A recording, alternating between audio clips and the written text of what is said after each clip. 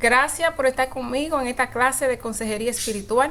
Hoy tenemos una clase de excelencia. Hoy estudiaremos lo que es la inercia en el ser humano. Y la inercia, ¿qué causa hace en el ser humano? ¿Y por qué estamos en ese estado? Bueno, dice que la inercia es un estado en el ser humano. Y en realidad hay dos estados en el ser humano, que es el estado de movimiento y el estado de reposo. Inercia es el estado de reposo y en ese que nos vamos a concentrar. Y dice que los científicos han estudiado este caso por años, por siglos, especialmente Isaac Newton, Galileo, Aristóteles. Han estudiado estos casos y es interesante porque hoy lo vamos a poner también de una forma bíblica, porque esos científicos han estudiado esos casos, pero Dios también lo tiene y lo tiene muy claro. Yo creo que esos científicos hicieron todo ese trabajo y ese trabajo está en la Biblia, muy claro.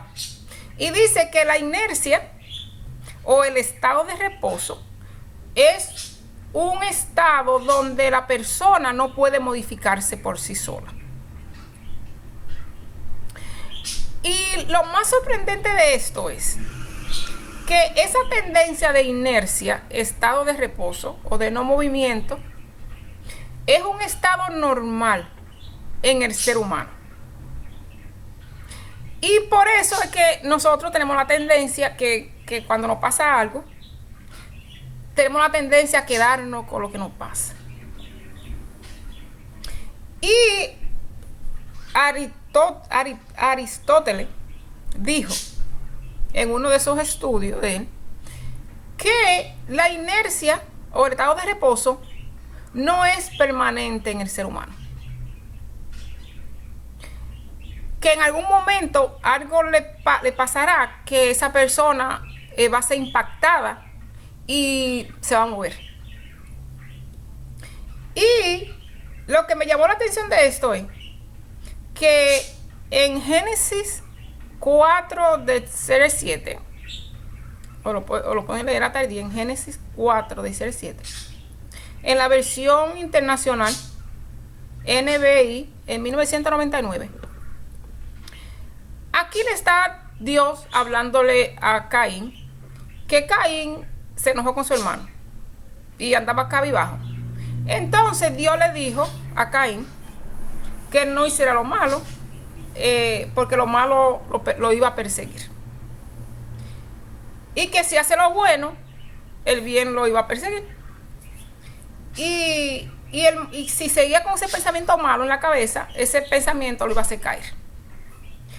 Pero dice, obstantemente, tú puedes dominarlo.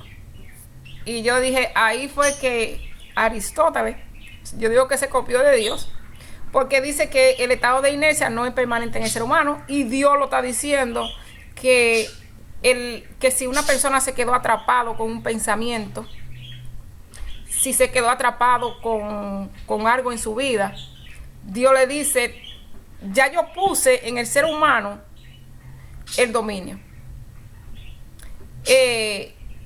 para salirse de ese estado. Aquí Caín no quiso salir de ese estado de inercia, un estado de enojo, un estado de sufrimiento, un estado de ira, y no quiso salirse de ahí. O sea, él no quiso modificarse, y al no salirse de ese estado lo llevó a cometer un acto violento con su hermano y matarlo. Entonces Dios dice que está en el ser humano, y eso me gustó, porque Dios puso en el ser humano todas las cosas que uno necesita, y especialmente si uno clama a Dios, dice que Él brega con eso. Y dice que cada vez que uno tenga pensamiento negativo o destructivo y uno no quiere modificarse ese estado o salir de ese estado, uno está en un estado de inercia. Una falta de perdón, uno está en un estado de inercia, porque uno no quiere salir de ese estado. Y ese estado de reposo. De reposo quiere decir esperando algo. si uno tiene falta de perdón, uno está esperando la oportunidad para hacerle pagar a otra persona por lo que hizo. Y entonces quien lleva el golpe uno prácticamente. Entonces dice que en el estado de inercia, que es el estado de incapacidad de uno renovarse, dice que ese estado, como no es permanente en el ser humano lo puede volver permanente, porque es normal para uno quedarse atrapado ahí y enojado y que yo puedo resolver el problema y que lo voy a hacer a mi manera. Dice que muchas veces uno se queda años y siglos en ese estado de inercia y se puede convertir en una costumbre. Y fácilmente uno está comiendo, uno está bebiendo, uno está festejando, uno está trabajando y no se da cuenta que uno está en un estado de muerte. Lo bueno de esto es que Jesús dice que si uno lo busca a Él en este estado de sufrimiento, de amargura, de que alguien le hizo alguna injusticia a uno, Dios dice, si tú clamas, yo te resucitaré. Dice, te levantaré de los muertos. De ese estado de muerte, Él lo levanta, porque en un estado de muerte uno está prácticamente vivo, pero espiritualmente uno está muerto, porque uno no puede ejercer ninguna cosa espiritual de lo que Dios manda que uno ve. Y dice que cuáles son esos impactos que pueden hacer que la persona se mueva. Y uno de esos impactos es el sufrimiento. Y por eso Dios en Lucas 15, versículo 11, habla del hijo pródigo, que a través del sufrimiento él volvió hacia Dios, él volvió donde su familia.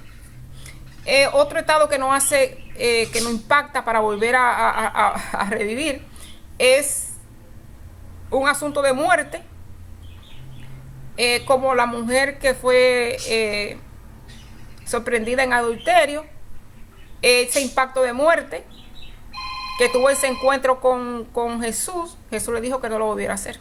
Ahí ese fue un impacto para que ella no volviera a hacer eso y no tuviera en dificultad. Entonces, en los sufrimientos, esto es para cuando nos estamos pasando por problemas muy fuertes, que nos dicen, ¿y por qué yo estoy pasando por esta? ¿Y por qué yo fui la preferida para este sufrimiento? ¿O por qué yo tengo esta enfermedad, esta incapacidad? Muchos de esos problemas es para impactar a uno. Que esos problemas no son para nadie más. Esos problemas es para que, si uno está en un estado de muerte, inercia, esos impactos te hacen moverte. Y eso es excelente. Uno de los impactos que me llamó la atención fue que Pablo en la Biblia, él era fariseo, una persona muy rígida en lo que es la tradición, y la tradición lo llevaba a cometer actos violentos contra la humanidad, contra la gente de Dios.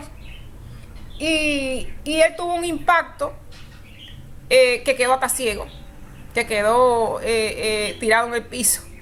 Y ese impacto que pudo ver la gloria de Dios, lo hizo cambiar. Lo hizo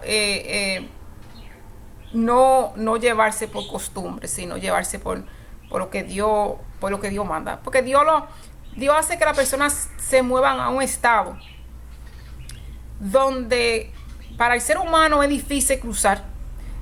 Cuando uno clama a Dios, Dios abre puertas. Y ese es el estado que Dios quiere que llevar a uno. Y ese estado lo hace a uno cambiar las tradiciones. Ese estado lo hace a uno cambiar las religiones. Ese estado lo hace a uno crear cosas nuevas para el servicio de Dios. Ese estado lo hace a uno disciplinarse. Para Dios.